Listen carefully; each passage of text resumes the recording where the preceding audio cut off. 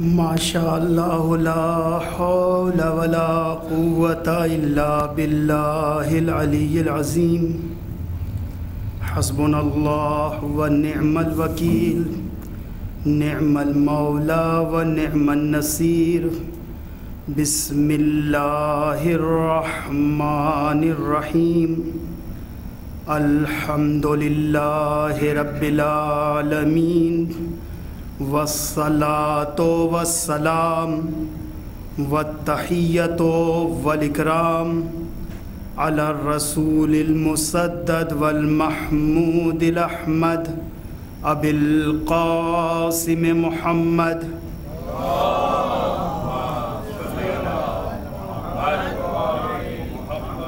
وعلی اہل بیتہ الطیبین الطاہرین المعصومین اما بعد فقد قال سبحانہ تبارک و تعالی فی محکم کتابہ المجید وفرقان الحمید وقولہ الحق بسم اللہ الرحمن الرحیم اللہ ولی الذین آمنوا یخرجہم من الظلمات الی النور والذین کفروا اولیاؤہم الطاغوت یخرجونہم من النور الی الظلمات اولئک اصحاب النار ہم فیہا خالدون صلوات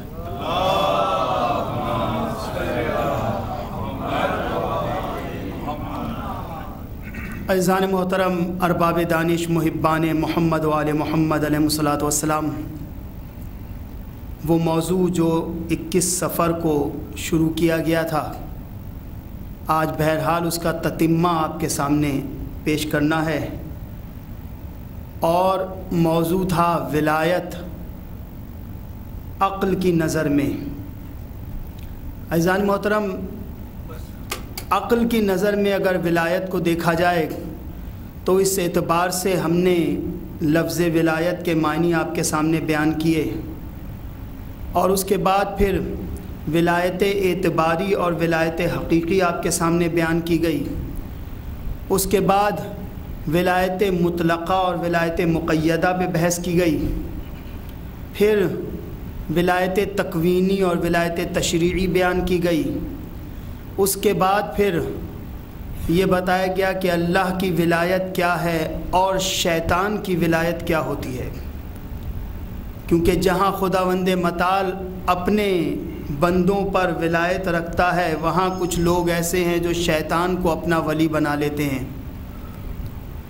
بہرحال وہ بحث آپ کے سامنے پیش کی گئی کہ شیطان کو ولی کوئی زبان سے نہیں بناتا، لیکن اس کا عمل یہ بتاتا ہے کہ وہ شیطان کو اپنا ولی مان رہا ہے، ورنہ جس سے پوچھیں گے وہ یہی کہے گا کہ میں تو اللہ کو ولی مانتا ہوں، رسول کو ولی مانتا ہوں، لیکن اس کا عمل گواہی دیتا ہے کہ وہ اللہ اور رسول کو ولی مان رہا ہے یا پھر شیطان کو۔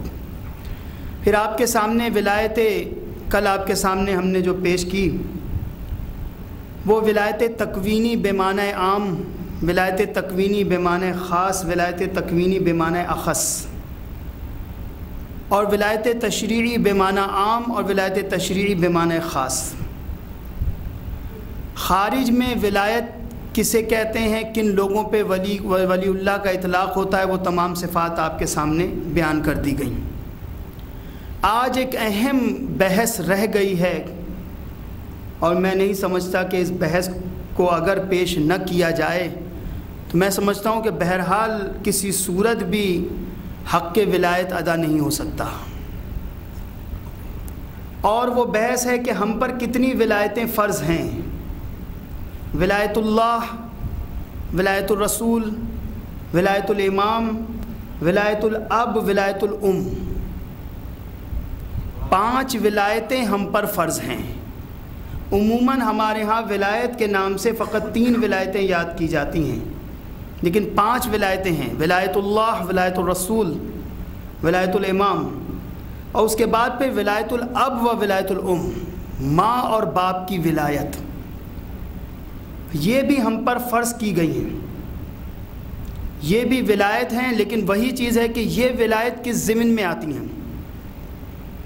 ماں اور باپ کی جو ولایت ہے وہ ولایت مطلقہ کے ضمن میں نہیں آتی، بلکہ یہ ولایت تشریعی کے ضمن میں آتی ہے۔ ولایت تشریعی کے ضمن میں، اور وہ بھی ولایت تشریع بے معنی خاص۔ کیوں؟ اس کی وجہ یہ ہے کہ ماں اور باپ کی ولایت ہم پر حقیقت میں اللہ اور اس کے رسول کے حکم کے ذریعے سے واجب ہے، لہذا یہ ولایت تشریعی کہی گئی ہے کہ شرع کے ذریعے سے یہ ولایت ہم پر فرض کی گئی ہے، ولایت تشریعی ہے یہ۔ اور یہ ولایت اس لیے بھی فرض کی گئی ہے کیونکہ خداوند متعال نے اس دنیا میں جس کی ولایت کو فرض کیا ہے اس کے لیے کچھ حقوق رکھے ہیں، چاہے وہ امام ہو چاہے وہ رسول ہو۔ اب بہرحال یہ ایک ہی مجلس ہے اور ولایت اللہ، ولایت الرسول، ولایت الامام، اب ولایت الاب اور میں بیان کر رہا ہوں۔ کوشش کروں گا کہ آخر میں کچھ تھوڑا سا اعلان غدیر پہ گفتگو ہو سکے، اگر ٹائم بچے گا تو ہو جائے گی، کیونکہ ابھی تک پوری ولایت میں نے بیان کی لیکن غدیر کا تذکرہ ابھی تک نہیں آیا ہے، اور لفظ ولایت سن کر ہر شخص کے ذہن میں پہلا لفظ غدیر کا ہی آتا ہے، لیکن ابھی تک پوری ہماری کسی بحث میں ہم نے غدیر کو فقط اس لیے نہیں چھیڑا، اس کی وجہ یہ ہے کہ غدیر پہ گفتگو ویسے ہی ہم مستقل سنتے ہیں، لیکن اصل ولایت پہ گفتگو بہت کم کی جاتی ہے۔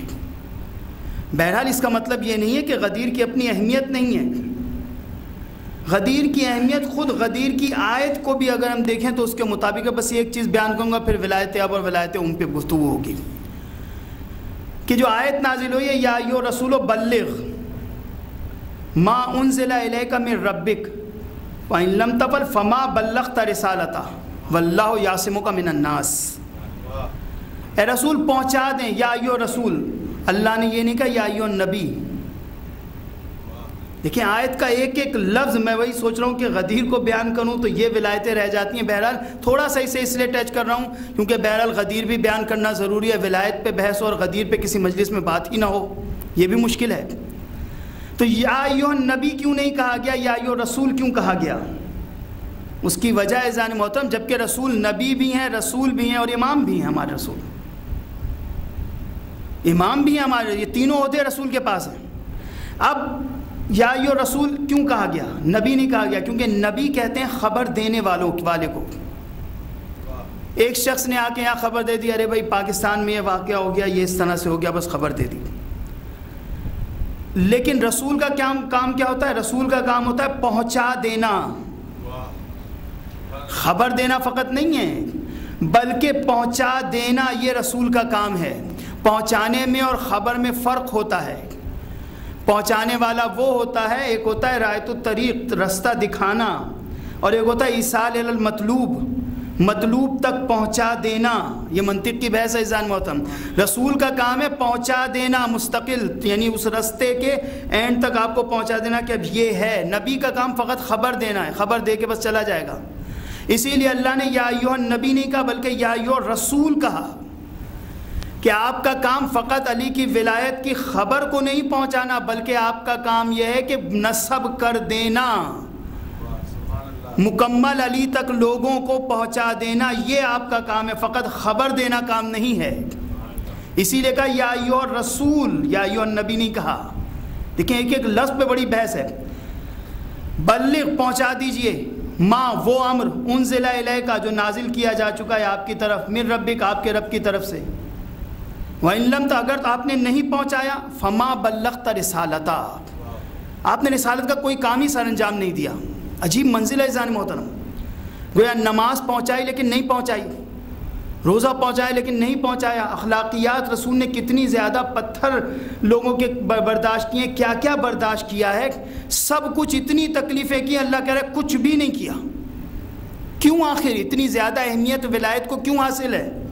وجہ کیا ہے عزیزان محترم؟ وجہ یہ ہے کہ مثلا ہم ایک دین کی عمارت تعمیر کرنا چاہتے تھے، ہم اپنے گھر کی عمارت اپنی تعمیر کرنا چاہتے تھے. گئے لوگوں سے کہا کہ بھئی ہم یہ عمارت تعمیر کرنا چاہ رہے ہیں, گھر خوبصورت سا بنانا چاہ رہے ہیں. جیسے ہی گھر کی بنیاد رکھنے کو آئے فوراً وہاں کے کچھ بدماش آ گئے, کہیں گے ہم یہ گھر نہیں بننے دیں گے. ہم نے کہا ہم تو بنا کے چھوڑیں گے. ہم نے بھی اپنے ساتھ کچھ اپنے حامی کھڑے کر لیے, وہ ان سے لڑتے رہے, ہمارا گھر بنتا رہا. پھر وہ آ کے بدماش روکتے رہے, ہم نے دیواریں کھڑی کر دیں. پھر وہ روکتے رہے, ہم نے چھت ڈال دیا. پھر وہ روکتے رہے, ہم نے پورا گھر آخر میں مکمل کر لیا. اب آپ یہ بتائیں, اگر ہم گھر کو تالا لگا کے اسی طرح چھوڑ کے چلے جائیں تو وہ بدماش جو پہلے دن سے گھر بننے ہی نہیں دے رہے تھے, وہ چھوڑیں گے اس مکان کو؟ وہ چھوڑیں گے نہیں. وہ تو کہیں گے اب تو ہے ہی ہمارے ہاتھ میں, چلا گیا بنانے والا, چلو پورے کے پورے گھر کو تباہ کر دو, کھڑکیاں نکال لو, دروازے نکال لو, شیشے توڑ دو. اس لیے ضروری ہے کہ اگر ہم جا رہے ہیں تو کسی کو محافظ معین کر کے جائیں, اور وہ ایسا ہونا چاہیے جو وہ بدماش ان سے ڈرتے بھی ہوں, خوف زدہ بھی رہتے ہوں. تو عزیزان محترم, یہی تھی چیز اصل میں. اللہ نے دین اسلام کی ایک عمارت کو تعمیر کرنا چاہا, شیطان کی صورت میں پہلا بدماش آ گیا. ہم تعمیر نہیں کرنے دیں گے, اللہ نے کہا تعمیر ہوگی. اس کے بعد جناب نوح علیہ السلام آ گئے, پھر اس نمرود کی شکل میں ایک اور بدماش آ گیا. لیکن اللہ نے کہا ہم تعمیر کرتے رہیں گے. عمارت تعمیر ہوتی رہی. آخر یہ عمارت جب اس نہج پہ پہنچی ہے کہ مولا کائنات علیہ السلام کا زمانہ, رسول کا زمانہ آیا اور آپ نے پوری عمارت مکمل کر دی. اللہ نے سند دے دی, الیوم اکملت لکم دینکم واتممت علیکم نعمتی ورضیت لکم الاسلام دینا. تو عمارت مکمل کرنے کی سند چھوڑ دی. اب یہ بتائیے, اگر عمارت کو بغیر کسی محافظ کے چھوڑ دیا جائے تو وہ جو شروع سے نقصان پہنچانا چاہ رہا ہے ابلیس اپنے کارندوں کے ذریعے سے, وہ پھر کسی کو استعمال کرے گا. اور یہ میں اپنی طرف سے نہیں کہہ رہا عزیزان محترم, آپ تاریخ اٹھا کے دیکھ لیں. جناب موسیٰ علیہ السلام دنیا سے چلے گئے, یہودیوں نے دین ہی کو بدل دیا. اب جناب موسیٰ کی توریت کسی کے پاس موجود نہیں ہے, موسیٰ کی اصل کتاب کہاں ہے؟ نہیں ہے یہودیوں کے پاس. جناب عیسیٰ دنیا سے چلے گئے, ان کا پورا دین تبدیل کر دیا گیا. اب جو بائبل موجود ہے وہ کہتے ہیں کہ جی جناب عیسیٰ کی بائبل تو کسی کے پاس نہیں ہے, بلکہ کچھ جو ان کے حواری تھے انہیں جو کچھ یاد تھا انہوں نے اپنی یادداشت کی بنیاد پر لکھا ہے, جسے بائبل کی شکل دے دی گئی. اور اس میں یہ کہ وہ بھی 3-4 بائبل ہیں, یوحنا کی علیحدہ بائبل ہے, فلانے کی علیحدہ ہے, فلانے کی علیحدہ ہے. جناب عیسیٰ کی بائبل کسی کے پاس نہیں ہے. دین کو بدل دیا گیا. یہی سوچ رہے تھے مسلمان بھی. قرآن خود کہہ رہا ہے, اب میرے الفاظ نہیں ہیں. یہ جو آیت ہے الیوم اکملت لکم دینکم, اس سے پہلے ایک آیت ہے, اور وہ آیت ہے الیوم یئس الذین کفروا من دینکم. آج کافر تمہارے دین سے مایوس ہو گئے کہ وہ دین کو بگاڑ نہیں پائیں گے. بس تمہارے لیے ضروری ہے کہ تم اللہ سے ڈرو, کافروں سے ڈرنا چھوڑ دو. تو عزیزان محترم, گویا علی کی ولایت کے اعلان کے بعد اللہ یہ کہہ رہا ہے اب یہ خود مایوس ہو گئے ہیں. انہوں نے سوچا تھا عیسیٰ چلے گئے, دین کو بگاڑ دیا گیا.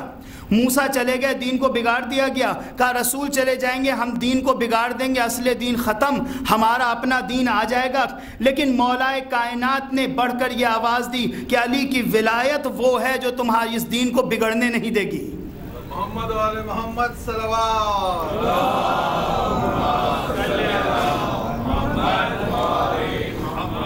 تو یہ مولا کی ولایت کی اہمیت ہے. پھر عزیزان محترم, حکمت رسول دیکھیے ذرا. رسول خدا نے پوری زندگی میں ایک ہی حج کیا. اب چاہے حجت الوداع کہہ دیں اسے یا حج کہہ دیں, کچھ بھی, ایک ہی حج کیا پوری زندگی میں. اس حج کے لیے رسول خدا نے پہلے سے اعلان کر دیا تھا. ذیقعد میں تمام اصحاب سے کہا کہ جا کے آس پاس کے قبائل میں اعلان کر دو کہ ہم حج کرنے جا رہے ہیں. اور تمام لوگ تیزی سے لوگ جوق در جوق مدینہ میں جمع ہونے لگے, اور بڑے بڑے خیمے مختلف مقامات پہ لگا لیے کہ رسول کے ساتھ ہم حج کرنے جائیں گے. اور اس کے بعد ادھر ان کو جمع کر رہے ہیں, ادھر بار بار رسول خدا کہہ رہے ہیں کہ اب میرا عنقریب میں دنیا سے چلا جاؤں گا, اور عنقریب یہ دنیا جو ہے اب رہنے کی جگہ نہیں ہے, میں یہاں دنیا چلا جاؤں گا. میں تمہیں بار بار سمجھا رہا ہوں, میرے اہل بیت کا دامن نہ چھوڑنا. بار بار رسول سمجھا رہے تھے. لوگوں کو بھی یہ سمجھ میں آ گیا تھا کہ رسول خدا اب چلے جائیں گے. ہر چیز میں فضیلت علی کی بیان کرتے ہیں, لہذا اب بھی کچھ علی کے بارے میں بیان ہوگا. وہ بھی سمجھ رہے تھے. اب ایسے میں رسول خدا نے کیا حکمت کا اعلان کیا. آپ نے مولا کائنات سے کہا یا علی آپ یمن چلے جائیے. مولا کائنات کو یمن بھیج دیا تھا، کہا یا علی آپ یمن جائیے، وہاں کے لوگوں میں تبلیغ کریں. کچھ مسائل تھے جنہیں حل کرنے کے لیے آپ نے اسپیشلی طور پہ یمن بھیجا تھا آپ کو کہ آپ یمن چلے جائیے. لوگوں کے ذہن میں فوراً یہ بات، جب علی موجود ہی نہیں ہے تو ان کی ولایت کا اعلان وغیرہ اب کیا ہوگا؟ یعنی جہاں وہی ہے مکروا و مکر اللہ واللہ خیر الماکرین، جہاں دنیا والے مکر کر رہے تھے وہاں اللہ تعالیٰ بھی اسی طرح سے تدبیر کر رہا تھا. رسول نے اللہ کے کہنے پہ، کیونکہ رسول اپنی مرضی سے کچھ نہیں کرتے، اللہ کے کہنے پہ کرتے ہیں. اب انہوں نے سوچا جب علی ہوں گے ہی نہیں تو پھر ان کی ولایت کا اعلان کہاں سے ہوگا؟ اور ادھر مولا کو سمجھا دیا تھا کہ آپ ڈائریکٹ مکہ پہنچیے گا یمن سے، تاکہ اب جو مکہ آ گیا ہے وہ تو کم سے کم واپس جائے گا نہیں، اب تو حج کر کے ہی جانا پڑے گا. مولا کائنات مکہ کے باہر رسول خدا سے آپ نے ملاقات کی ہے. 4 ذیقعد کو یہ قافلہ جو ہے وہ پہنچا تھا وہاں پہ، اور اس کے بعد پھر تمام امور سر انجام دیے. 60 جانور رسول خدا نے قربانی کے لیے آپ مدینہ سے لے کر آئے تھے. 34 یعنی 34 جانور جو ہے وہ مولا کائنات یمن سے لے کر آئے تھے قربان کرنے کے لیے. اب یہ پہلا حج ہے، کسی کو حج کے امور کا علم نہیں ہے، یہی ہے کہ رسول خدا جیسے جیسے حج کریں ویسے ویسے کیا جائے. اس لیے تمام چیزیں رسول سکھا رہے ہیں، سمجھا رہے ہیں. حتیٰ کہ عرفات کا موقع آ گیا، رسول خدا نے ایک بہت بڑا خطبہ دیا، عرفات کا کئی گھنٹوں کا خطبہ ہے. اس کے اندر واضح طور پر یہ حدیث آپ نے نقل کیا، آپ نے یہ حدیث لوگوں کے سامنے بیان کی، انی تارک فیکم الثقلین کتاب اللہ و عترتی اہل بیتی. میں تمہارے درمیان 2 گراں قدر چیزیں چھوڑے جا رہا ہوں، ایک اللہ کی کتاب اور ایک اہل بیت. اس سے تمسک رکھو گے تو ہمیشہ تم کامیاب رہو گے. یہ حدیث خود ایک بہت بڑا موضوع ہے کہ رسول خدا نے ایک ایک جملے پہ کہ لفظ اہل بیت کے معنی کیا ہے، رسول نے لفظ اہل بیت کیوں استعمال کیا، قرآن اور اہل بیت کا آپس میں تعلق کیا ہے. بہرحال یہ ایک بہت بڑی بحث ہے کہ ایک ایک لفظ کو اگر دیکھا جائے تو اس حدیث پہ بھی کم سے کم جو ہے وہ 5-6 تقریریں کی جا سکتی ہیں، اگر وہ تو اس سے زیادہ بھی ہو سکتا ہے. بہرحال ایک ایک لفظ وہ ایک علیحدہ بحث ہے. رسول نے بیان کر دیا. اب اس کے بعد جب رسول خدا غدیر کے مقام پہ پہنچے ہیں، یہاں پہ ایک لفظ ہے آیت میں، واللہ یعصمک من الناس، اللہ آپ کو دشمنوں کے شر سے محفوظ رکھے گا. یہ لفظ بتا رہا ہے، جیسا عموماً بعض افراد شعلہ بیانی میں کہہ دیتے ہیں کہ رسول خدا خوفزدہ تھے. رسول خوفزدہ نہیں ہو سکتے. وہ رسول کیا جو لوگوں سے ڈر جائے، وہ رسول نہیں ہوتے. کیونکہ اللہ کا جو ولی ہوتا ہے وہ کبھی خوفزدہ نہیں ہوتا. لا خوف علیہم ولا هم یحزنون، او ان اولیاء اللہ لا خوف علیہم ولا هم یحزنون. جو اللہ کا ولی ہوتا ہے نہ خوفزدہ ہوتا ہے نہ محزون ہوتا ہے. اب یہاں پہ واللہ یعصمک من الناس، بہرحال ایک بحث ہے کہ رسول کیا وجہ تھی جو اللہ کہہ رہا ہے آپ کو دشمنوں کے شر سے محفوظ رکھیں گے. رسول کو دنیاوی کوئی خوف نہیں تھا. رسول کو کسی قسم کا یہ نہیں تھا کہ یہ جو ہے وہ مجھ سے مثلا لڑ پڑیں یا کچھ کریں، کسی بات کا خوف نہیں تھا. بس وہی چیز جو جناب موسیٰ علیہ السلام میں اور رسول خدا میں، جناب موسیٰ علیہ السلام کے لیے بھی قرآن مجید میں موجود ہے کہ جب موسیٰ نے عصا ڈالا، پھینکا اور عصا اژدہا بن گیا اور جتنے بھی سانپ تھے انہیں نگل لیا. اس کے بعد ایک مرتبہ پروردگار نے کہا موسیٰ اب ایک مرتبہ عصا کو تم پکڑو ہاتھ میں دوبارہ. تو کہتے ہیں کہ موسیٰ خوف زدہ ہوئے. قرآن کی آیت ہے باقاعدہ، موسیٰ خوف زدہ ہوئے. بھئی کیوں موسیٰ خوف زدہ ہوئے؟ موسیٰ جیسا اولی العزم پیغمبر، اور یہاں رسول کے لیے بھی اس طرح کہا جا رہا ہے. عزیزان محترم، خوف لوگوں سے نہیں تھا. موسیٰ کو خوف اس بات سے تھا کہ کہیں لوگ میرے اس معجزے کو جادو سے تعبیر نہ کرنے لگیں. کسی شخص کا خوف نہیں تھا، کسی اژدہے کا خوف نہیں تھا، بلکہ یہ تھا کہ کہیں جو میں نے یہ معجزہ دکھایا ہے یہ کہیں گے انہوں نے بھی ایسے کیا اور سانپ سارے کے سارے بن گئے. موسیٰ نے بھی اژدہا اپنا عصا ڈالا اور اس نے سب کچھ نگل لیا. تو موسیٰ کو یہ بہار الانوار کی روایت ہے، مولا سے پوچھا گیا کہ موسیٰ کیوں ڈرے؟ آپ نے فرمایا موسیٰ خوف زدہ نہیں تھے، بس یہ تھا کہ کہیں میرے معجزے کو، یہ جو اللہ نے مجھے معجزہ عطا کیا ہے، اس کو کہیں یہ لوگ جادو نہ سمجھ بیٹھے. اور یہاں پہ بھی یہی مسئلہ تھا. رسول خدا خوفزدہ نہیں تھے، بلکہ رسول کو فقط اس بات تھوڑی، یہ بات جو ہے وہ بار بار رسول کو ذہن میں آ رہی تھی، اور وہ یہ تھی کہ کہیں میرے اس اعلان پہ لوگ یہ نہ سمجھیں کہ رسول نے اپنی طرف سے رشتہ دار ہونے کے ناطے علی کو اپنا نائب بنا دیا ہے. فقط فقط اس بات کا وہ تھا. اسی لیے اللہ نے کہا واللہ یعصمک من الناس، اللہ تمہیں انسانوں کے شر سے محفوظ رکھے گا. اسی لیے کسی بھی شخص نے، صرف وہ نعمان فہری ہے، اس کے علاوہ کوئی واقعہ نہیں کہ کسی نے یہ کہا ہو کہ یا رسول اللہ آپ نے بنا دیا. کسی نے نہیں کہا. اس وجہ سے کہ اللہ نے کہا میں تمہاری اس بات کی ضمانت لیتا ہوں کہ یہ بات واضح. اور اسی لیے پوری کتاب دیکھ لیں، تاریخ اسلام اٹھا کے دیکھ لیں، طبری دیکھ لیں، کوئی بھی کتابیں دیکھ لیں آپ، کسی نے یہ نہیں کہا کہ یہ آیت رسول نے اپنی طرف سے بیان کر دی تھی یا علی کو اپنی طرف سے بنا دیا تھا. سب نے یہ کہا کہ اللہ کی طرف سے اعلان تھا. تو جو اللہ نے گارنٹی لی تھی اس گارنٹی کو اللہ نے پورا کیا. کہ فقط رسول خدا کو اس بات کا ہوتا کہ کہیں لوگ یہ نہ سمجھ لیں کہ اپنی طرف سے میں کچھ کر رہا ہوں. اسی لیے عزیزان محترم رسول خدا نے، اب وہ ایک علیحدہ بحث ہے کہ مولا کے معنی کیا ہیں اور یہ آپ لوگ سنتے ہی رہتے ہیں.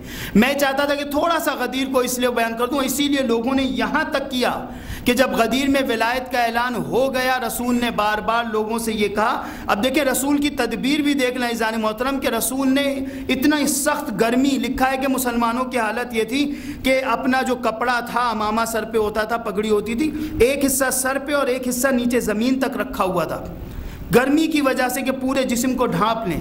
ایسی گرمی میں علی کی ولایت کا اعلان ہوا، سب کچھ ہو گیا عزیزان محترم. اب یہاں پہ غدیر کو بس تھوڑا سا اور آپ کی زحمتیں دوسری طرف سمت لے کے جانا ہے اصل میں مجھے، اور وہ یہی ہے غدیر جہاں تک تھی رسول نے اعلان کر دیا، سب کچھ ہو گیا، لیکن رسول کی تدبیر یہاں بھی دیکھیے کہ رسول فخر سلیمان ہیں، چاہتے تو مدینہ سے اپنا منبر منگوا لیتے لیکن اونٹوں کے پالان کا منبر بنایا. لوگ مختلف نقطے بیان کرتے ہیں لیکن میرے بھی سمجھ میں ایک بات آتی ہے اور وہ یہ ہے کہ رسول نے اونٹوں کے پالان یعنی اونٹ کے اوپر جو ہودج رکھا جاتا تھا اس کا منبر کیوں بنایا؟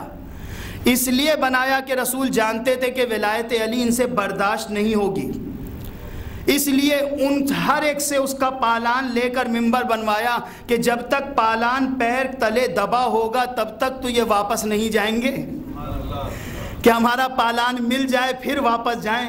اسی لیے چلو اسی بہانے ولایت علی سن کے ہی جائیں گے. رسول خدا جا رہے ہیں، اس کے بعد پھر پروگرام بن گیا اور یہ بنا کہ رسول خدا جا رہے ہیں رات کی تاریکی میں. جیسے ہی رسول گزریں گے اور ایک پہاڑ کے پاس سے گزریں گے، وہ پہاڑی بھی ایسی کہ ایسے پہاڑی ہے نیچے سے رستہ ہے، تو پتھر فوراً وہاں پہ ایک بڑا پتھر تھا کا گرا دیں گے، رسول کے ناقے پہ گرے گا اور رسول وہی شہید ہو جائیں گے. بعد میں ہم جا کے غدیر کو بھلا کے اپنے فیصلے خود ہی کر لیں گے. یعنی اس حد تک ولایت امیر المومنین مشکل تھی لوگوں کے لیے، اور وہ ہوا. اوپر بیٹھے ہوئے تھے یہ سب، اور بیٹھنے کے بعد جیسے ہی وہاں سے سواری گزرنے لگی اللہ نے ایک نور سا چمکایا. نور کا چمکنا تھا کہ یہ فوراً سارے چہرے سامنے آ گئے. رسول نے دیکھ لیا. اب یہ لوگ ڈر گئے، سواری وہاں سے گزر گئی.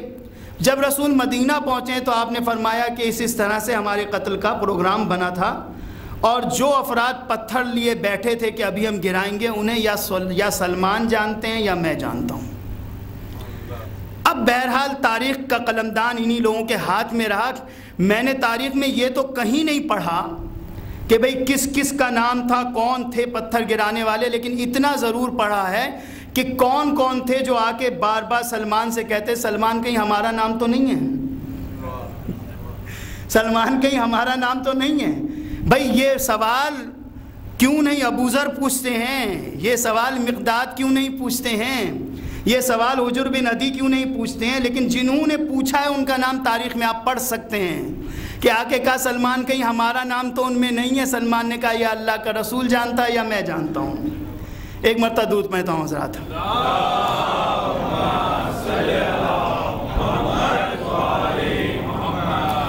تو عزیزان محترم یہ ولایت کی ابتدا، ویسے تو ولایت کی ابتدا بہرحال جناب آدم سے ہوئی، لیکن ولایت امامت کی ابتدا مولا کائنات سے ہوئی ہے.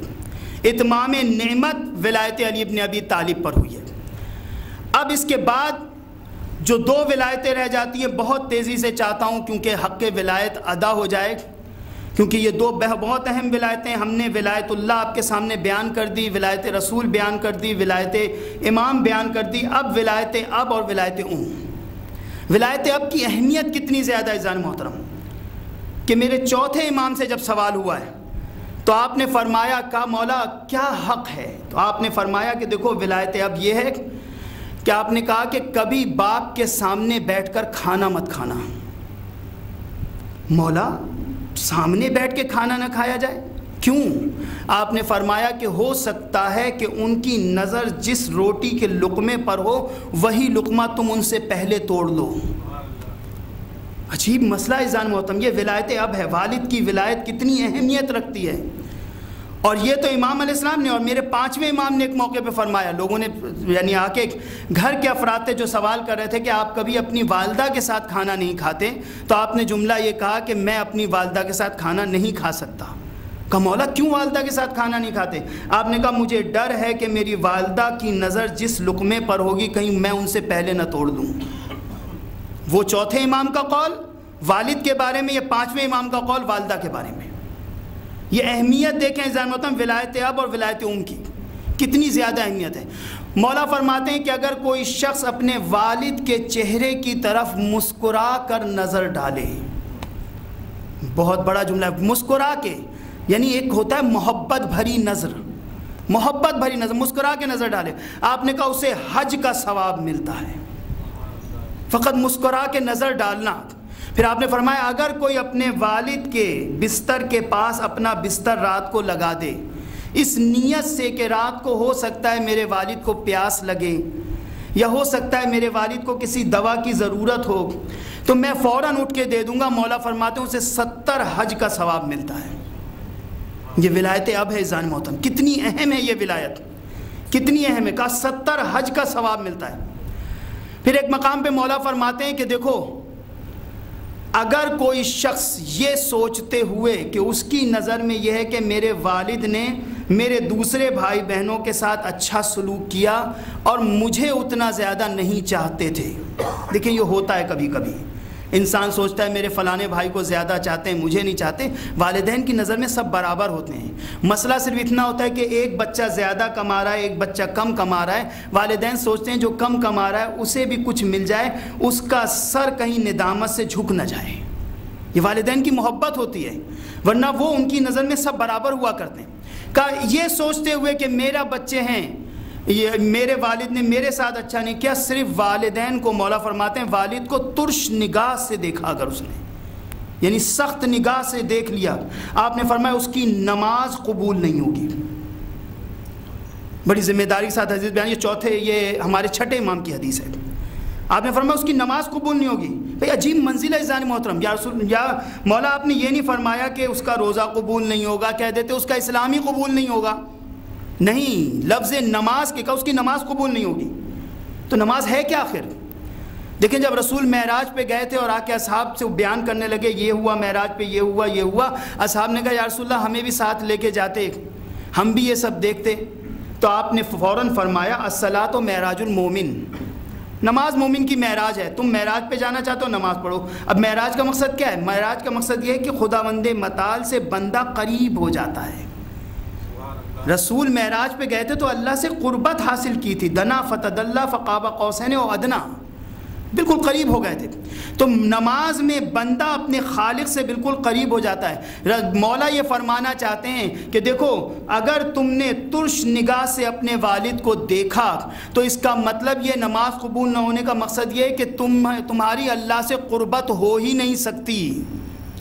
ہم نماز پڑھتے ہیں قربتاً اللہ، روزہ رکھتے ہیں قربتاً اللہ، حج کرتے ہیں قربتاً، ہر کام قربتاً اللہ، لیکن اگر والد کو سخت نگاہ سے دیکھا، والدہ کو سخت نگاہ سے دیکھا، مولا فرماتے ہیں کہ یعنی اللہ کا قرب مل ہی نہیں سکتا۔ پھر بہت بڑا جملہ ہے عزیزان محترم، اور کیونکہ میرے 4تھے امام فرماتے ہیں لِأَنَّهُ وُجُودُ کا، تمہارا وجود ان کے وجود کی وجہ سے قائم ہے، وجود کا بے وجود ہی، تمہارا وجود ان کے وجود کی وجہ سے قائم ہے۔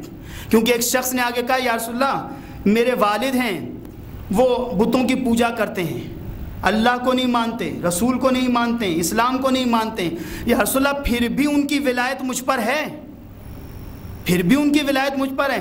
آپ نے کہا اللہ اور رسول کو نہ ماننا یہ ان کا اور اللہ کا معاملہ ہے، تمہارا معاملہ نہیں ہے، تمہارے تو والد ہیں لہذا تمہارے لیے اطاعت لازم ہے۔ کتنا بڑا اہم فیصلہ ہے ظاہر ہوتا. ہم سوچ لیتے ہیں, کیونکہ ہمارے یہاں اکثر لوگ کہہ دیتے ہیں ارے ہم مولانا آپ کہتے ہیں ہمارے والد نماز فجر قضا کر دیتے ہیں, اب وہ تو اس قسم کے اچھے آدمی ہیں ہی نہیں, عجیب عجیب باتیں کرتے ہیں. مولا فرما رہے ہیں اگر وہ ان میں کوئی برائی ہے تو یہ اللہ اور ان کا معاملہ ہے, تمہارے تو والد ہیں, تمہارے لیے تو ضروری ہے کہ ان کی اطاعت کرو, ان کی ولایت فرض کی گئی ہے. ایک شخص آیا ہے اور آنے کے بعد بوڑھا ہے, کہتا ہے یا رسول اللہ اس بڑھاپے میں میرے بیٹے نے مجھے اپنے گھر سے نکال دیا. میں ولایتیں اب اس لیے زیادہ بیان کر رہا ہوں کیونکہ ولایت پہ بہت بحث ہوتی ہے, لیکن والد کے جو رائٹس ہیں وہ بہت کم بیان ہوتے ہیں. کہ رسول اللہ اس بڑھاپے میں میرے بیٹے نے مجھے گھر سے نکال دیا ہے. آپ نے بلایا بیٹے کو, آپ نے کہا تم نے کیوں یہ کام کیا؟ کہا یا رسول اللہ میں کماتا ہوں, اس نے مجھے دیا ہی کیا ہے, اپنے طور پہ میں نے کمایا, اپنا بزنس سیٹ کیا, سب کچھ کیا, اپنا کاروبار کر رہا ہوں, اور انہوں نے کبھی میرے لیے کچھ کیا نہیں, اس لیے اگر یہ کچھ کریں تو رہیں میرے پاس, ورنہ یہ نکل جائیں میرے ہاں سے. آپ نے فرمایا کہ دیکھ اگر یہ نہ ہوتے تو تو نہ ہوتا, ان کی وجہ سے تو باقی ہے. کہا نہیں یا رسول اللہ میں یہ میرے لیے بوجھ بنتے جا رہے ہیں, کچھ کمائیں محنت کریں. آپ نے فرمایا اچھا تو چلا جا. اس کے بعد آپ نے کہا بیت المال سے ہم ان کا وظیفہ جاری کر دیتے ہیں. بے باپ سے کہا کہ صبر کرو تمہیں خود سب کچھ پتہ چل جائے گا. کچھ مہینے ہی گزرے تھے, بعض نے لکھا ہے 6 مہینے کا ٹائم, 6 مہینے گزرے تھے کہ دیکھا وہی نوجوان پشت جھکی ہوئی ہے, لاٹھی لیے ہوئے مدینہ کی گلیوں میں لوگوں سے بھیک مانگ رہا ہے. آپ نے گزر رہے تھے, آپ نے کہا پہچانا یہ نوجوان کون ہے؟ لوگوں نے کہا یا رسول اللہ ہمیں پتہ نہیں. آپ نے کہا تم نے اس کے چہرے کی وجہ سے نہیں پہچانا کہ اب اتنی مشکل پڑی ہے کہ اس کا چہرہ پہچاننے میں نہیں آ رہا ہے. آپ نے کہا یہ وہی ہے جسے میں نے کہا تھا کہ والد کو اپنے گھر لے جاؤ اور ان کا تمام چیزیں ان کی تم پر واجب ہیں, اس نے بات نہیں مانی تھی. آپ نے فرمایا اس نے جب اپنے والد کے احسان کا بدلہ احسان سے ذریعے سے نہیں دیا تو اللہ نے اس پر سے اپنے احسانات کو کھینچ لیا. یہ بڑا اہم مسئلہ ہے جان محترم. ہم کسی کے ساتھ ہمارے ہاں ہوتا یہی ہے ارے ہم اس کے ہاں کیوں کھانا بھجوائیں, اس نے کبھی ہمارے ہاں بھجوایا. ہم اس کے ساتھ کیوں اچھائی کریں, اس نے کبھی ہمارے ساتھ اچھائی کی. دنیا ایک فلسفہ ہے یہ شریعت کا کہ اگر اس نے آپ کے ساتھ اچھائی نہیں کی اور آپ نے اس کے ساتھ اچھائی کی تو گویا آپ کے احسان کا بدلہ اس نے احسان کے ذریعے سے نہیں دیا, ایسے میں اللہ اس سے اپنے احسان سلب کر لیتا ہے. لہٰذا وہ نقصان میں ہوتا ہے, ہمیں تو فائدہ ہی فائدہ ہے. انسان یہ سوچ لے کہ میں اس کے ساتھ نیکی نہیں کروں بلکہ میں تو اپنے اللہ کے حکم پہ عمل کر رہا ہوں, تو کئی مسائل حل ہو جاتے ہیں. آپ نے فرمایا کہ یہ کھجوروں کا کاروبار کرتا تھا, گودام میں کھجوریں رکھی ہوئی تھیں, بارش ہو گئی ساری کھجوروں میں جو ہے وہ کیڑے لگ گئے, خراب ہو گئیں, سڑ گئیں کھجوریں. اس کے بعد جو اس کے پاس پیسے تھے وہ پیسے اس کے صرف گودام کو صفائی کرانے پہ لگ گئے, اب اس کے پاس کچھ نہیں رہا ہے, خالی ہاتھ ہو گیا, مدینہ کی گلیوں میں لوگوں سے بھیک مانگتا پھر رہا ہے. تو یہ ولایت اب ہے عزیزان محترم, والد کی ولایت بہت زیادہ. اور انسان یہ سوچے, دیکھیں مکافات عمل ہوتا ہے, اگر آج میں نے اپنے والد کے ساتھ اچھا کیا تو کل میرے بیٹے جو دیکھ رہے ہیں وہی وہ میرے ساتھ کریں گے. اگر ہم یہ چاہتے ہیں کہ اپنی دنیا اور آخرت کی تو ایک علیحدہ بحث ہے کہ کتنے فائدے ہیں والد کے ساتھ نیکی کرنے میں, کتنے حج کا ثواب اور کیا, لیکن ایک ظاہری طور پہ کہ جب یہ بچے ہر چیز محسوس کرتے ہیں, مولانا فرمایا کہ بچوں کے اوپر والد کا سب سے پہلا احسان یہ ہے کہ ان کے کان میں ایک کان میں اذان, دائیں میں اور بائیں میں اقامت کہیں. عجیب تھنکنگ ہے اسلام کے اذان محترم. سوچنے کی بات ہے جب ہم کہتے ہیں اشہد ان لا الہ الا اللہ, اشہد ان محمد رسول اللہ, اشہد ان علی ولی اللہ, یہ بچہ سمجھتا بھی ہے؟ اگر نہیں سمجھتا تو پھر کیوں کہا جا رہا ہے؟ بڑا اہم مسئلہ ہے جان محترم. بھئی بچے کی ابھی عقلی اعتبار سے دیکھا جائے تو میرے چھٹے امام نے ایک موقع پہ فرمایا کہ بچے کو اللہ مختصر سی عقل دے کر پیدا کرتا ہے, اور یہ عقل بتدریج آہستہ آہستہ بڑھتی ہے, اور اگر اس کو عقل زیادہ دے کر بھیجے تو ہو سکتا ہے کہ حیرت کی وجہ سے بچہ دنیا میں آتے ہی ہلاک ہو جائے. یہ بھی ایک پورا واقعہ موجود ہے جو انشاءاللہ کبھی بیان کروں گا کہ کیا ہے, لیکن یہ چیز صرف یہ کہ مختصر سی عقل اللہ دے کر بھیجتا ہے. اب بچہ سمجھ رہا ہے کہ اشہدو ان لا الہ الا اللہ کے معنی کیا ہیں، اشہدو ان محمد رسول اللہ کے معنی کیا ہیں، اللہ اکبر کے معنی کیا ہیں؟ اگر نہیں سمجھ رہا تو ہم کہہ کیوں رہے ہیں؟ اسلام نے کیوں اس پہ زور دیا ہے؟ عزیزان محترم، رسول کی حدیث ہے کہ جب تم یہ پڑھتے ہو تو یہ لفظ بچے کو شیطان کے شر سے محفوظ رکھتا ہے۔ بھئی کیسے محفوظ رکھتا ہے شیطان کے شر سے؟ تو یہ دیکھیں، یہ اسلام کا فلسفہ ہے۔ بچے کی روح اور بچے کے دل پر یہ الفاظ اثر انداز ہوتے ہیں۔ اگر آپ اپنے چھوٹے بچوں کے سامنے قرآن کی سی ڈی لگا دیں، چھوٹے بچوں کے سامنے قصیدے کی منقبت کی سی ڈی، قصیدے کی سی ڈی لگا دیں، نوحے کی سی ڈی لگا دیں، تو وہ بچے کی روح تک اثر انداز ہوتی ہے۔ بچے کی روح اور اس کے دل میں تمام باتیں اتر جاتی ہیں۔ لیکن اس کے برعکس اگر اسی بچے کے سامنے کوئی گانا ہے چلایا جا رہا ہے، کوئی فلم دیکھی جا رہی ہے، یا ماں باپ آپس میں تلخ کلامی کر رہے ہیں، غلط جملے بول رہے ہیں ایک دوسرے کو، اس کا بھی اثر بچے پر ہوتا ہے، اس کا بھی اثر بچے پر ہوتا ہے۔ اس لیے یہ ولایت کا عہدہ بڑا اہم ہے کہ باپ کی ولایت اور ماں کی ولایت، لیکن اس کے ساتھ ساتھ اہمیت یہ بھی ہے عزیزان محترم کہ یہ ولایت ماں باپ نبھائیں بھی، کہ وہ پوری طرح سے نبھا بھی رہے ہیں یا نہیں۔ ایک شخص تھا اٹلی کا رہنے والا، وہ کہنے لگا کہ میں حضرت عیسیٰ کی تصویر بنا رہا تھا، تو میں نے سوچا کہ عیسیٰ کی شکل بنانے کے بعد سوچا کہ آنکھیں سب سے اہم ہوتی ہیں، آنکھیں کیسی ہونی چاہیے۔ کہا میں پورے اٹلی میں ڈھونڈتا رہا، آخر مجھے ایک بچہ نظر آیا جس کی آنکھوں میں انتہائی معصومیت تھی۔ میں نے اس سے کہا کہ میں والدین سے کہا کہ میں اس پیسے اتنے دوں گا، صرف یہ چند لمحے کو بیٹھے گا، میں اس کی آنکھوں کو دیکھ کر وہ آنکھیں بناؤں گا، کیونکہ اس کی آنکھوں میں مجھے بڑی معصومیت نظر آ رہی ہے۔ جناب عیسیٰ کی آنکھیں اس طرح کی ہونی چاہیے واقعا۔ اس نے کہا ٹھیک ہے۔ اب اس کے بعد وہ بیٹھا، بنایا، اس نے بنانے کے بعد بڑا لوگوں نے اس تصویر کو بہت زیادہ سراہا، بڑی اچھی تصویر ہے، سب کچھ ہے۔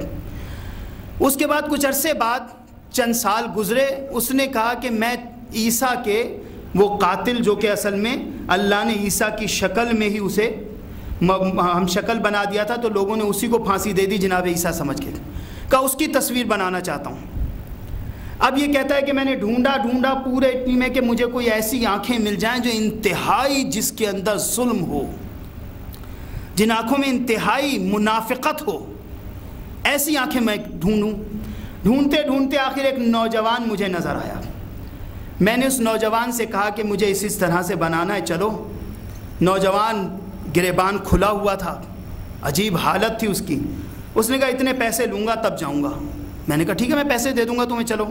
کہا لے کے میں گیا، لے جانے کے بعد میں نے وہ تصویر بنائی، اور اس کے بعد میں نے نوجوان کو دیکھا، تو نوجوان کو جب پیسے دینے لگا تو نوجوان ہنسا زور سے، بڑی زور سے ہنستا رہا مجھے دیکھ کر۔ میں نے کہا کیا بات ہے، تم اتنا زیادہ مسکرا ہنس رہے ہو بہت زیادہ، وجہ کیا ہے؟ کہا کہ تم نے مجھے پہچانا نہیں، میں وہی بچہ ہوں کہ جب عیسیٰ کی تصویر بنانی تھی تو تم میری آنکھ کو دیکھ کر حضرت عیسیٰ کی تصویر بنائی تھی تم نے، اور آج میری ہی آنکھ دیکھ کر تم نے عیسیٰ کے قاتل کی تصویر بنائی ہے۔ قاتل یعنی ظاہری معنی میں جو قتل کرنا چاہتا تھا، بہرحال اس کی تصویر بنائی، آخر کیوں؟ کہا کہ یہ حیران ہو گیا فوراً، یہ کہتے تم وہی بچے ہو؟ کہاں، اسی لیے میں ہنس رہا ہوں کہ تم عجیب آدمی ہو۔ اس نے کہا پہلے تمہاری آنکھوں میں کتنی معصومیت تھی، اور آج تمہاری آنکھیں کتنی تبدیل ہو چکی ہیں۔ اس نے کہا ہاں، اس کی وجہ یہ ہے کہ میرے ماں باپ کا آپس میں جھگڑا ہو گیا۔ پہلے میں ماں باپ کے دامن میں رہ کر وہیں پہ ان کے پاس ان کی تربیت میں سارا کام کرتا تھا، وہ محبت سے مجھے دیکھتے تھے، میری ہر ضروریات پوری کرتے تھے۔ ایک وقت آیا میرے ماں باپ کا آپس میں جھگڑا ہو گیا، جھگڑے کی نوعیت اس حد تک آ گئی کہ انہوں نے مجھ پہ توجہ دینا چھوڑ دی۔ میں گلی میں بھٹک گیا، گلی کے غلط لڑکوں کے ساتھ بیٹھ گیا، اور بیٹھ کر میرا اخلاق بھی غلط ہوتا رہا، لیکن میرے ماں باپ کو اس بات کی فکر نہیں تھی۔ میں جب گھر میں آتا تھا، جب ماں باپ کو لڑتے ہوئے دیکھتا تھا، مجھے کوفت ہوا کرتی تھی، اور اس طرح میں باہر سے بگڑتا رہا۔ آخر میرے ماں باپ کے آپس میں جدائی ہو گئی، طلاق ہو گئی، اس پہ بڑے جھگڑے ہوتے رہے، لیکن مجھ میں وہ ماں باپ میں جو آپس میں تلخی تھی، وہ تلخی انہوں نے مجھ میں منتقل کر دی۔ میرا بچپنا بگڑ گیا، اتنا بگڑا کہ جوانی میں میری آنکھیں اب وہ آنکھیں نہیں رہیں، اور ان آنکھوں میں اتنی زیادہ خباثت ہو گئی ہے۔ کیوں؟ کیونکہ میں نے جو ماں باپ کو دیکھا وہی کچھ جا کے باہر میں لوگوں کے ساتھ کرتا رہا، بات بات پہ لڑتا رہا، لوگوں کی چیزیں اٹھاتا رہا، اور وہ سب چیزیں مجھ میں پیدا ہو گئیں جس وجہ سے میری آنکھوں کی وہ معصومیت چلی گئی۔ تو عزیزان محترم، ولایت اب اور ولایت انتہائی اہم ہے ولایت، لیکن کہنے کا مقصد یہ کہ اس ولایت کو ماں باپ بھی بطریق احسن سر انجام دیں۔ یہ ذمہ داری ہے ماں باپ کی، کیونکہ امام بھی یہ سوال کر سکتے ہیں کہ تم نے اپنے بچے کو ہمارا شیدائی بنایا، ہمارا مجاہد بنایا، یا تم نے اپنے بچے کو شیطان کا پیروکار بنا دیا۔ اسی لیے کہ قیامت میں بعض افراد ایسے ہوں گے کہ جن کی اولاد ان کا دامن پکڑ لے گی اور یہ کہے گی کہ ہمارے بگڑنے میں ان کا ہاتھ ہے، انہوں نے ہمیں بگاڑا ہے۔ تو محترم، ولایت اب اور ولایت بہت اہم، لیکن یہ تمام چیزیں ساتھ میں ہیں۔ اب بس ایک چیز ولایت کی اور آپ کی زحمت تمام، ویسے تو ایک بہت بڑا میٹر ہے یہ کہ آپ کی ولایت اور زیادہ کہاں کہاں کس کس مقام پر ہے، لیکن میں نے یہی کہا کہ میں چاہتا تھا کہ ایک طرح سے ایک وقت مقررہ پہ تمام بات مکمل بھی ہو جائے، اور اگر میں ولایت اب اور ولایت نہ بیان کروں تو وہ بھی غلط تھا، کیونکہ ولایت کا ایک اہم جز ہے یہ۔ اس کے علاوہ باپ کے لیے پہلی چیز کان میں اذان، دوسری چیز باپ کے لیے کہ بچے کا بہترین نام تجویز کرے، یہ باپ کو ولایت حاصل ہے۔ باپ نہ ہو تو دادا کی ذمہ داری ہے، بہترین نام تجویز کرے، کیونکہ نام کا اثر بھی انسان کی شخصیت پہ پڑتا ہے۔ ہم اپنے بچوں کا نام علی، عباس، حسین، حسنین اسی لیے رکھتے ہیں کہ نام کا بھی اثر شخصیت پہ پڑتا ہے۔ تو ہر باپ کی ذمہ داری ہے، اس کو یہ ولایت حاصل ہے کہ اپنے بیٹے کا نام رکھیں۔ مجھے حق حاصل ہے میں اپنے بیٹے کا نام رکھوں، آپ کو حق حاصل ہے آپ اپنے بیٹے کا نام رکھیں، ان کو حق حاصل ہے یہ اپنے بیٹے کا نام رکھیں۔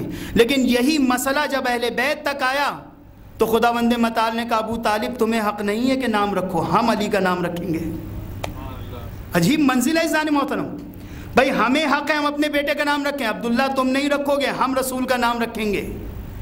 بھائی وہ محمود تھا، اس نے محمد نام رکھا، وہ علی الاعلیٰ تھا، اس نے علی نام رکھا، وہ فاطر السماوات تھا، اس نے فاطمہ نام رکھا، وہ محسن تھا، اس نے حسن نام رکھا، وہ قدیم الاحسان تھا، اس نے حسین نام رکھا۔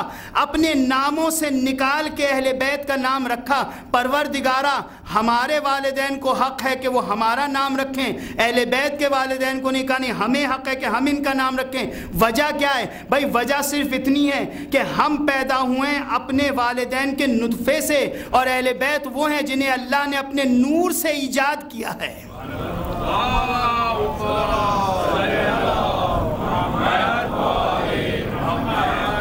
اپنے نور سے ایک نور ایجاد کیا اور اس نور کے یہ تمام حصے کیے، تو ہم میں اور ان میں بڑا فرق ہے، ہم ان جیسے نہیں ہو سکتے۔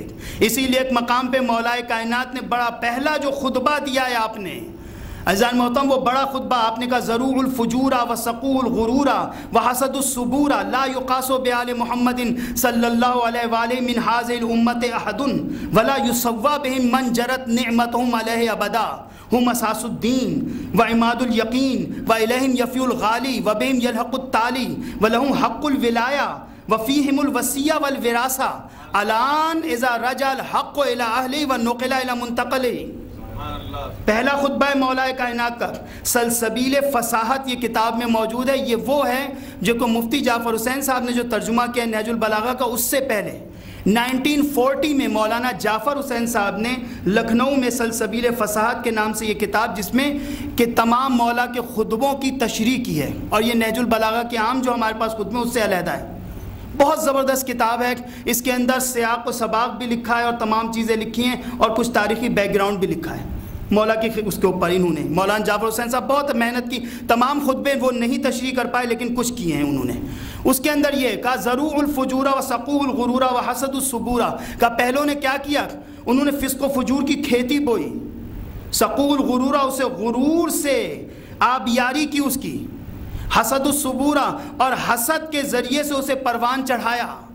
آپ فرماتے ہیں لا یقاس بآل محمد صلی اللہ علیہ وآلہ من حاذ الامت احد، یاد رکھو امت کے کسی فرد کو آل محمد پر قیاس مت کرنا.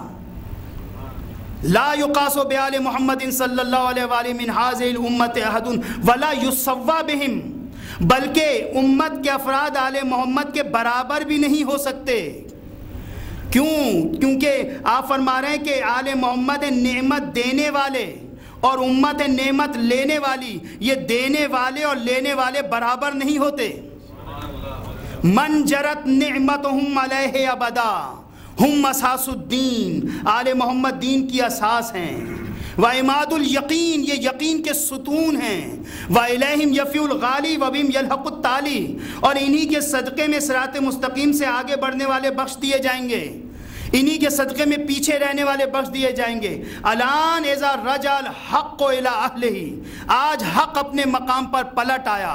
ونقل الى منتقلہ، اور منتقل کر دیا گیا جہاں منتقل کیا جانا مخصوص تھا.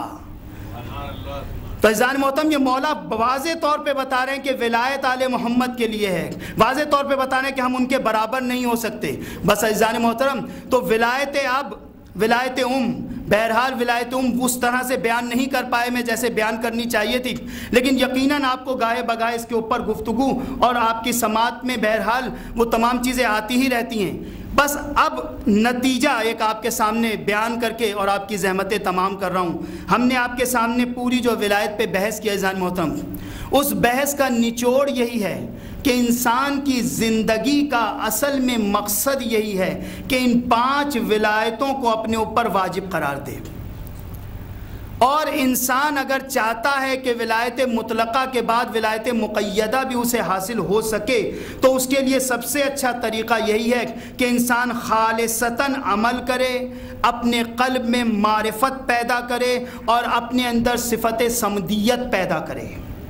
یہ تمام ولایتیں سے سمجھ میں آتا ہے کہ اہل بیت کا حق ہم پر کیا ہے، اہل بیت کا حق کیا ہے، رسول کا حق کیا ہے، اللہ کا حق کیا ہے، اور ہمارے والدین کا حق کیا ہے. یہ تمام ولایتوں سے ہمارے سامنے یہ تمام آتا ہے عزیزان محترم. لیکن بس یہاں پہ ایک چیز، اور وہ یہ کہ ہر بیٹے کی، ہر باپ کی یہ خواہش ہوتی ہے کہ اس کا بیٹا اس کو غسل و کفن دے. ہر باپ کی یہ خواہش ہوتی ہے کہ اس کا بیٹا اس کا جنازہ اٹھائے. عزیزوں، ہمارے ہاں بھی ولایت اب بہت اہم ہے. جب باپ کا انتقال ہو جاتا ہے تو بیٹے کو آ کے پرسہ دیا جاتا ہے. ہر باپ کی خواہش ہوتی ہے کہ میرا بیٹا مجھے کاندھا دے گا، میرا بیٹا میری لاش کو دفن کرے گا. لیکن کربلا میں ہمیں عجیب منظر نظر آ رہا ہے عزیزان محترم، عجیب منظر ہے. ایک طرف باپ ہے بوڑھا اور جوان بیٹے کی لاش ہے. عزیزوں، یہ عجیب منظر ہے. یہ ایک منظر، دوسری طرف جوان بیٹا ہے اور بوڑھے باپ کی لاش ہے. یعنی وہ جو ولایتیں اب ہم بیان کر رہے ہیں کہ باپ کی خواہش ہوتی ہے کہ بیٹا مجھے کاندھا دے، بیٹے کی بھی خواہش ہوتی ہے کہ باپ کا جنازہ میں اپنے ہاتھوں سے دفن کروں، بیٹا بھی یہ چاہتا ہے کہ باپ کے تمام امور میں سر انجام دوں. لیکن کربلا میں دونوں مصائب ہمیں نظر آ رہے ہیں. ایک طرف بیٹا ہے اور حسرت سے باپ کو دیکھ رہا ہے کہ میں تو جا رہا ہوں، ہائے وہ بوڑھا باپ میرے جنازے کو اٹھائے گا کیسے. عزاداروں، میں نے روایت میں پڑھا ہے، راوی بیان یہ کرتا ہے کہ ہاں امام حسین علیہ السلام مدینہ سے لے کے کربلا تک اکبر باپ سے جدا نہیں ہوتے تھے، کبھی جدا نہیں ہوتے تھے. اسی لیے جب جانے لگے ہیں تو ماں نے یہ جملہ کہا ہے، بیٹا اکبر میں اسی انتظار میں تھی کہ اتنے دن گزر گئے، تم مستقل باپ کے پاس بیٹھے ہوتے ہو، کبھی ماں کے پاس بھی آ جایا کرو بیٹا. کتنی محبت تھی جناب علی اکبر کو اپنے بابا سے. راوی کہتا ہے اتنی محبت تھی کہ رات کو عموماً بی بی لیلا کہتی تھی مجھے جھولے پہ سایہ نظر آتا تھا. میں نے ایک دن کہا اے شخص تو کون ہے جو اتنی رات میں میرے اکبر کے جھولے پہ جھکا ہوا ہے. آواز آئی لیلا ذرا آہستہ بولو، میرا اکبر سو رہا ہے. لیلا میں راتوں کو جاگ جاگ کر آتا ہوں یہ دیکھنے کے لیے کہ ہائے میرا اکبر آرام سے سو رہا ہے نا، اکبر کو کسی شے کی ضرورت تو نہیں ہے۔ عزاداروں، جس باپ کو اتنا اپنے بیٹے سے محبت ہو، سوچے ذرا جب اکبر نے باپ کو آواز دی ہوگی۔ عزاداروں، میں نے پڑھ دیا، آپ نے سن لیا، لیکن اس حسین کے دل سے پوچھئے ذرا۔ راوی کہتا ہے ہر لاش پہ امام حسین ایسے جاتے تھے کہ ایک ہاتھ لجام فرس میں، ایک ہاتھ سے لاشا اٹھا کے میرا مولا لاتا تھا، لیکن جب اکبر نے آواز دی، لکھا حسین بیٹھے تھے کرسی پہ، کھڑے ہوئے ہیں، چند قدم چلے لیکن وہ طاقت جواب دے گئی، گر پڑا میرا مولا، پھر اٹھے، پھر ایک مرتبہ چند قدم چلے، پھر گر پڑے میرے مولا۔ عزادارو، پھر جو چلے ہیں تو اب اٹھ نہ پائے حسین، پھر اب وہ جملے، کیونکہ جناب علی اکبر کی مصیبتیں پڑھنا آسان نہیں ہے عزادارو۔ میں نے روایت میں پڑھا ہے، علماء یہ کہتے ہیں کہ ایسی جگہ اکبر کی مصیبت نہ پڑھا کرو جہاں پہ کوئی روئے نہیں، کیونکہ امام حسین کو یہ برا لگتا ہے کہ میرے جوان سال اکبر کا مصائب اور کوئی رو نہیں رہا۔ اتنا غم تھا جناب علی اکبر کا امام حسین کو، اتنا غم تھا عزادارو۔ اسی لیے جب قریب آئے ہیں، اکبر نے ایک حسرت سے جملہ کہا ہے، کیونکہ کچھ دیر پہلے جب اکبر گئے تھے بابا سے کہہ رہے تھے بابا تھوڑا سا پانی مل جائے تو جنگ کا نقشہ بدل دوں گا۔ عزادارو، اب اکبر کے دل میں ایک خلش تھی، اور ایک وہ تھی کہ اگر میرے بابا کے دل میں یقیناً یہ ہوگا کہ میں آخری دم اکبر کو پانی نہ دے پایا۔ اب اکبر کا دیکھیں کیسے باپ کا غم ہلکا کر رہے ہیں، کہتے ہیں بابا وہ دیکھیں نانا رسول آ گئے ہیں، بابا وہ دیکھیں دادا علی آ گئے ہیں، جام کوثر ہاتھ میں لیے ہیں، دادا کہہ رہے ہیں اکبر بیٹا آجا میں تجھے جام کوثر سے سیراب کر دوں۔ گویا کہنا چاہ رہے تھے بابا، اے بابا دل میں حسرت نہ لینا کہ میں نے اکبر کو پانی نہ دیا، بابا میرا دادا پانی لے کے کھڑا ہوا ہے۔ عزادارو، ہاں یہ تو ایک ولایت ہے، اسی لیے راوی کہتا ہے کہ جب اکبر کا لاشا خیمے میں آیا ہے، جہاں حسین نے آواز دی تھی کہ اکبر مجھے تم نظر نہیں آ رہے، وہیں فضہ جب بھاگی گئی ہے اور کہا ہے شہزادی چلیے ذرا شہزادہ آ گیا ہے۔ راوی کہتا ہے بی بی لیلا تھی جو خیمے کی دیواروں کو ٹو رہی تھی، فضہ سے کہتی ہے فضہ جب سے اکبر کے مرنے کی خبر ملی ہے، فضہ میں خیمے کا دروازہ ڈھونڈتی ہوں، دروازہ نظر نہیں آتا۔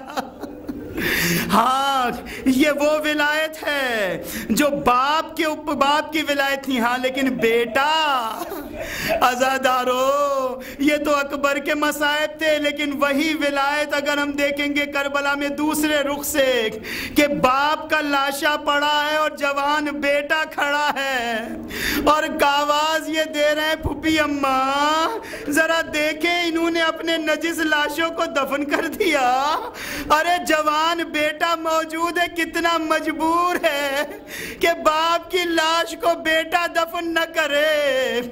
عزادارو اس سے بڑی کیا مصیبت ہوگی۔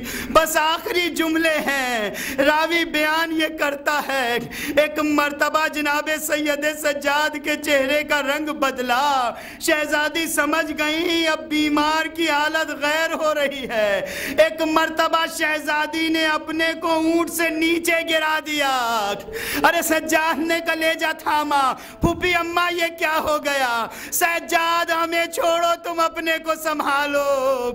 عزاداروں یہ تو باپ کی محبت تھی، بیٹے کی محبت باپ سے، لیکن بیٹی کی محبت کیا تھی؟ راوی کہتا ہے کہ آئے سکینہ یہی کہہ رہی تھی پھوپھی اماں آپ جائیے مجھے یہی چھوڑ دیجئے، بیٹی کیا کرو گی جب صبح ہوگی میں قریب کی آبادی میں جا کے کہوں گی لوگوں مجھ غریب کا بابا مارا گیا، ارے میرے بابا کا لاشا بے گور و کفن ہے، آؤ لوگوں میرے بابا کا जनाजा पढ़ दो, मेरे बाबा का लाशा उठा लो। हाँ ज़ादारो, अब ये बेटी की मोहब्बत थी, लेकिन बीवी की मोहब्बत क्या थी? रावी कहता है जब 11 मुहर्रम को काफिला चलने लगा, अरे क्या देखा उम्मे रबाब, नजरें हुसैन के लाशे से हटती नहीं थी। बीबी ज़ैनब ने देखा रबाब अपने को संभालो, ए रबाब ये क्या हालत हो रही है? कहा ए बीबी ज़ैनब से फरमाती है बीबी रबाब, बीबी बताइए मेरे वाली का लाशा धूप में पड़ा है। हाय रबाब कितनी मजबूर है, अपने वाली के लाशे पे चादर तक नहीं डाल सकती। वाली मैं शर्मिंदा हूँ, अरे जब तक जिंदा रहूंगी कभी साए में न बैठूंगी, अरे कभी ठंडा पानी न पीऊंगी। अल्लाह लानतुल्लाह अला कौमिज़ ज़ालिमीन फस्यअलमुल्लज़ीना ज़लमू अय्युम मुनक़लिबून इनक़लिबून। परवरदिगार बेहक़ मोहम्मद व आले मोहम्मद, खुसूसन बेहक़ मौला अली अकबर अलैहिस्सलातु वस्सलाम, परवरदिगार हमारी इस ख़लील सी इबादत को अपनी बारगाह में मकबूल व मंजूर फरमा। परवरदिगारा तुझे वास्ता है जनाब अली अकबर की मुसीबतों का, परवरदिगारा तुझे वास्ता है शहज़ादी ज़ैनब का। मेरे अल्लाह हम सब की जो भी हाजात हैं उन्हें अपनी बारगाह में मुस्तजाब फरमा। परवरदिगारा तुझे वास्ता है बीबी ज़ैनब सलामुल्लाह अलैहा का। मेरे अल्लाह एक मोमिन हैं जो बहुत ज़्यादा परेशान हैं, ऐ मेरे अल्लाह शाम के ज़िंदान में बीबी सकीना की परेशानियों का वास्ता देते, उस बच्ची की परेशानियों का वास्ता दे के दुआ मांग रहे हैं कि जो निराली कैद निभाई है सकीना ने, कि दुनिया में हर शख्स कैद से रिहाई मिल गई लेकिन सकीना आज भी कैद खाने में मौजूद है। बीबी सकीना की कैद का वास्ता, बीबी सकीना की परेशानियों का वास्ता है। मेरे अल्लाह ये मोमिन परेशान है, परवरदिगारा इनकी परेशानियों को दूर फरमा। परवरदिगारा हम सबको सिवाय गम आले मोहम्मद के कोई गम न दिखा। परवरदिगारा हमारे मरहूमीन की मग़फ़िरत फरमा। परवरदिगारा हम सब को अपने वालिदैन की सही तौर पे खिदमत करने की तौफ़ीक़ अता फ़रमा। परवरदिगारा मज़हब हक़ इस्नाशरी को तरक्की अता फ़रमा, दुश्मनान दीन को तबाह व बर्बाद फरमा। मेरे अल्लाह उम्मत मुस्लिमा में इत्तिहाद व इत्तिफ़ाक़ अता फ़रमा। परवरदिगारा इमाम ज़माना के ज़ुहूर में ताजील फरमा, हम सब के रिज़्क़ में बरकत अता फ़रमा। एक मोमिन हैं जिनके लिए नमाज वहशत क़ब्र का भी कहा गया है, और मिर्ज़ा मुज़म्मिलुज़्ज़मा इब्ने मिर्ज़ा क़ासिम अली, तो एक मरतबा सूरह अलहम्द और 3 मरतबा सूरह तौहीद पढ़ के इनको बहरल बख्श भी दीजिएगा। और उसके अलावा नमाज वहशत क़ब्र की भी दरख्वास्त की गई है। उसके अलावा शोहदाए मिल्लत जाफ़रिया अपने तमाम मरहूमीन को भी साथ में शामिल कर लीजिएगा।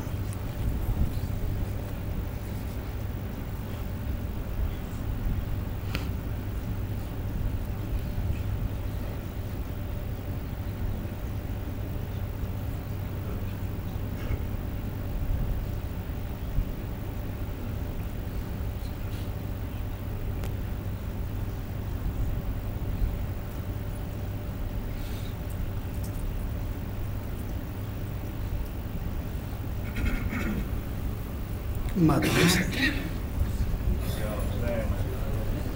know what I'm saying?